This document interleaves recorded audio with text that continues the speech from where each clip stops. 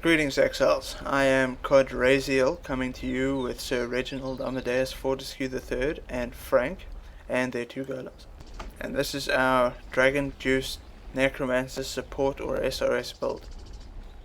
A very quick overview of what this build hopes to accomplish is that we want to use our Necromancer to both support our party and our Raging Spirits / Stone Golems with as much damage boost as we can possibly fit in. The percent increased damage that this build achieves is well over 100%, which is going to boost anything from your minions to a caustic arrow build. Along with that, we've got to cast an attack speed bonus that's just shy of 100%. This basically allows us to solo with ease and also support our friends in a situation where that's what we want to do. Maybe we're partying up with someone for some hard maps or whatever the case may be. The pros and cons of the build: it's way cheaper than using a Shav's variant of the same build. It's got really nice damage support for your team, probably considerably better than a Guardian. It can solo with ease. It's probably one of the faster clearing builds that I've done so far. On the downside, it does require that you cap your chaos resistance to be safe, and it's not quite as tanky as a Guardian support. Since it is both a solo and a support build, it does fall slightly short in both categories, but not by much. Quick look at the items we're using. None of the uniques are particularly important, although both Alpha's Howl and Prism Guardian allow us one new aura each. And we're also using Clay Shaper for the extra golem, which is convenient since every now and then one of your golems is going to die and your life will degenerate quite quickly if you have no Vault Clarity or Stone Golems up.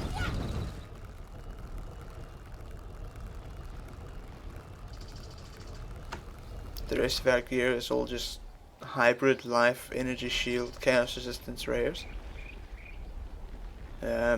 Most importantly, capping your chaos resistance. Your elemental resistance should have no problem being capped, since you gain 20% from having one aura active, and then you have another 30% from Spirit Offering.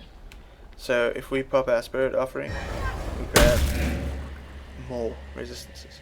So if you're comfortable that you can have your Spirit Offering up at all times, that's even less resistances that you need, which allows us a bigger opening for chaos resistance.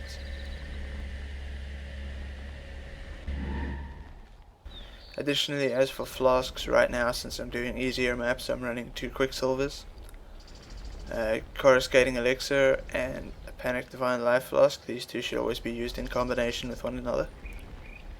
And a Sorrow the Divine, just in case I need some extra energy shield healing. As for our skills, I've just got auras wherever I can find a spot for them. Placing extra priority on getting things like Grace, Discipline, Anger, and Wrath into +2 slots, since they all benefit greatly from having extra levels. In my boots I have Vaal Haste, Vaal Clarity, Spirit Offering, and Increased Duration. The Vaal Clarity is basically to allow my shield to recharge when I'm casting Raging Spirits, which was the one main drawback that I was trying to figure out in this build. On our gloves we have Summon Stone Golem, Leap Slam because there is no other place for it, increased AoE and minion damage.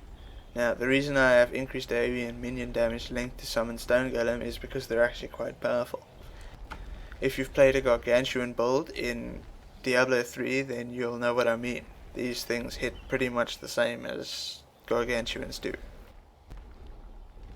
The Dragon-Jooced coupled with the Spirit Offering does provide us a decent amount of healing, with the Spirit Offering giving us up to 20% of our life as energy shield, and the Dragon-Jooced giving us however much unreserved life we have over 2 seconds.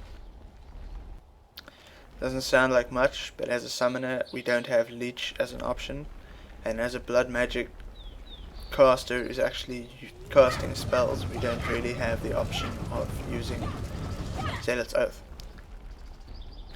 So that about sums up the gear. A note on that is that I fully expect a lot of the gearing choices to change come Essence League.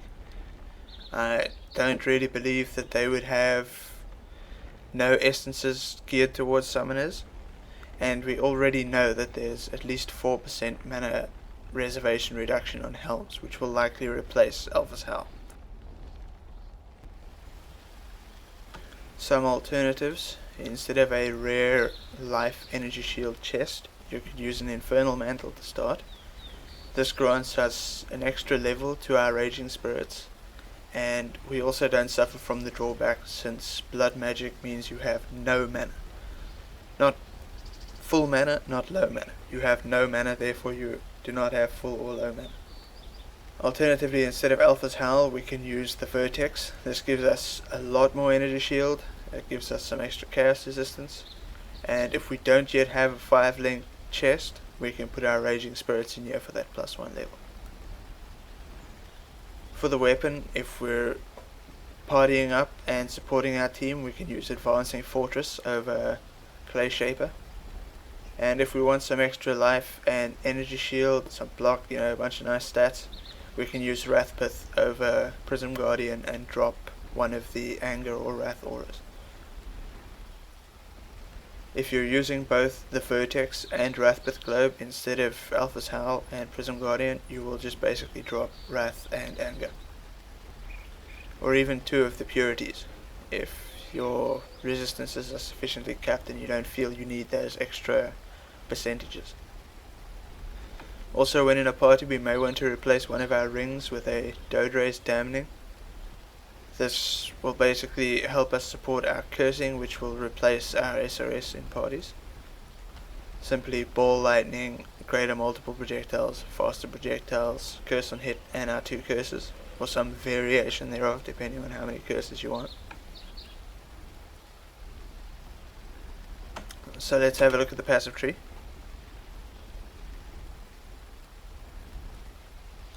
Now, most importantly, first things first, I'm picking up Energy Shield and Life.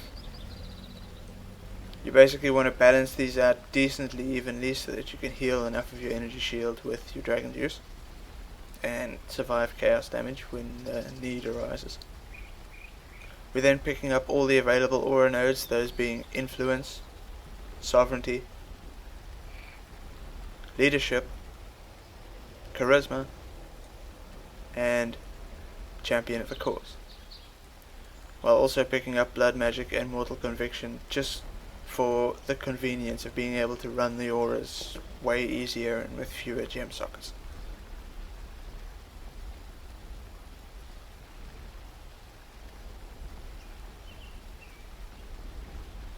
From there we have some options depending on whether we're going to be primarily soloing or primarily grouping. I have run the build without these minion nodes and these minion nodes, and the damage is just fine even for tier 12s, tier 13s. You may need them if you go any higher than that without a party. If you're primarily focusing on supporting and just having something to do when your teammates aren't online, then instead of the minion nodes, you can grab Hexmaster, Whispers of Doom, and Skittering Runes for some extra curse effectiveness for the party. Alternatively, if you would like a tankier version of the build, you can grab Unwavering Stance and Iron Reflexes, and then run Grace and Determination as 2 of your auras. This will give you about 10,000 armor. And at around level 85 you should have all this, and then you can basically choose to grab more Energy Shield if you wish, more life if you wish, or you can add an extra one of the 3 options, such as having both the minion nodes and the curse nodes, or having both the minion nodes and the tanky nodes, or whatever the case may be.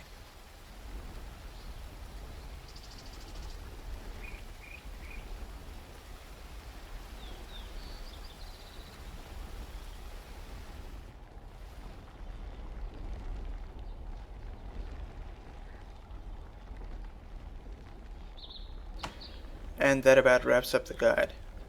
If you would like me to do a separate guide on exactly how to best use the Dragon-Jooced, then please leave a comment. If you found this build helpful, please like the video, and if you'd like to see more Dragon-Jooced builds as well as maybe something not Dragon-Jooced in the future, then do hit that subscribe button. And from myself, Sir Reginald Amadeus Fortescue III, and Frank, we say good luck and stay juicy.